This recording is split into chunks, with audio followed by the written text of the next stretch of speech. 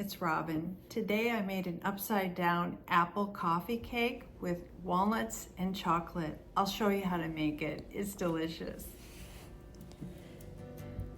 Take a handful of walnuts and lightly toast them, then grind them up and set them aside to cool off. Make sure you prepare a 9-inch square pan, and then to a large bowl put flour, baking soda, cinnamon, ginger powder, ground cloves, salt, and the ground walnuts have cooled off by now, so go ahead and toss those in too. Give it a good old mix. You can put parchment paper in that pan if you like. I didn't do it. 1 cup of unsweetened applesauce goes into a medium bowl along with 3/4 cup brown sugar and a 1/2 cup cooking oil. Keep the cooking oil handy. You might want to add a tad bit more to thin out the batter if you so choose to. Now let's make some filling with a 1/2 cup brown sugar, 3 teaspoons cocoa powder, and a 1/2 teaspoon ground cinnamon. That cocoa powder makes it nice and dark. 2 apples.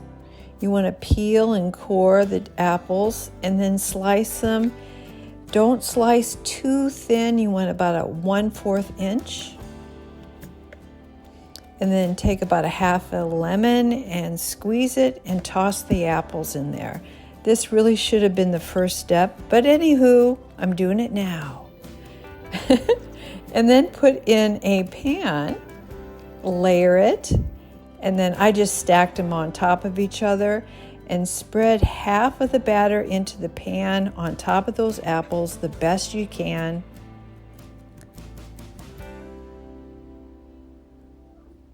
And like I said, if you think the batter's too thick, and it is pretty thick, and you get frustrated, add a tad bit more oil, but I just spread it out the best I can and it works out great. So here comes the filling. Evenly sprinkle that cinnamon, sugar, cocoa powder filling. Now you want to come through at the last here with the rest of the batter. So dollop it on there the best you can. And then you want to connect the dollops. Some of that filling will poke through. That's great because that makes the crunchy crust anyway. Dark Muscovado sugar has a high molasses content. I love it. If you don't have that, use dark brown sugar with a turbinado sugar and a little bit more cinnamon. Sprinkle that on. This makes that crunchy crust. I love it. Bake at 350 degrees for 35 to 40 minutes, and there you go. Now, we got parchment paper on a baking sheet and flip it the best you can. Now, I could have cut this out, but I didn't. And this is, homemade cooking here. And I'm like, how am I going to get this scorching hot pan off here so I can look and see what I made? And my gloves are slipping and slipping. This is the time where I think about ordering some silicone grippers. And I kind of destroyed part of my cake.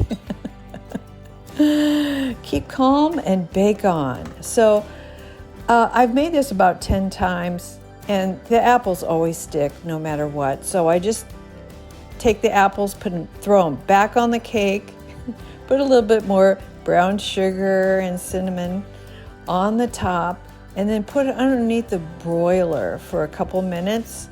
That makes it super crunchy, and look, it's great. Not picture perfect, but I think it's just absolutely wonderful. Now, I'm getting that parchment paper off. I just kind of like rip at the edges there, and it looks great.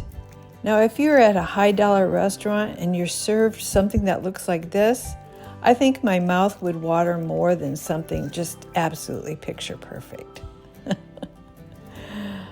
Super crunchy, soft as well. A cup of coffee and cake for breakfast, my favorite.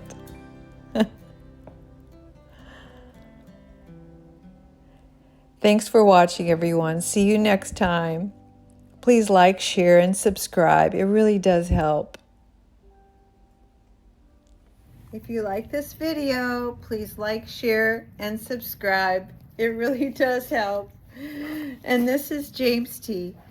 We call him JT. We got him on New Year's Day. See you next time, everyone.